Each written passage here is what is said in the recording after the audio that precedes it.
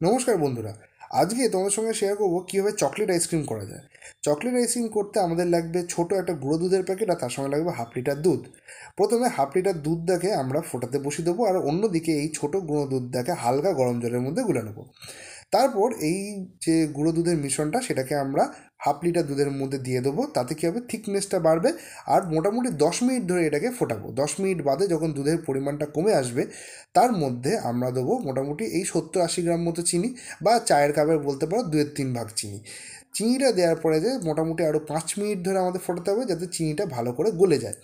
এরপরেতে আমরা chocolate ice cream করছি, সেই জন্য আমরা দুটো ছোট চকলেট এখানে কিনে রেখেছি। মোটামুটি 10-20 টাকার প্যাকেট কিনলেই যথেষ্ট। সেগুলোকে আমরা ভালো করে ভেঙে নিয়েছি। ভেঙে নেওয়ার পরেতে যখন দেখব দুধের পরিমাণটা কমে গেছে, তারপরেতে আমরা এই চকলেটগুলোকে দুধের মধ্যে দিয়ে দেবো। দিয়ে আরও মোটামুটি 5-7 মিনিট এটাকে আমরা গলতে দেবো। চকলেটগুলো যখন ভালো করে গলে যাবে, তারপরেতে আমরা মিশ্রণটাকে নামিয়ে নেবো। আচ্ছা, এখানে একটা কথা বলে রাখি, চকলেটগুলো যখন আমরা দেবো তারপর কিন্তু ভালো করে মিশ্রণটাকে নাড়াতে থাকতে হবে। তারপরেতে যখন কমে যাবে মিশ্রণটা বেশ খানিকটা, তারপর আমরা কফি কাপেতে এই মিশ্রণটাকে ঢেলে নেবো। দিয়ে 8 থেকে 10 ঘন্টার জন্য ডিপ ফ্রিজে রেখে দেবো। রেডি আমাদের চকলেট আইসক্রিম।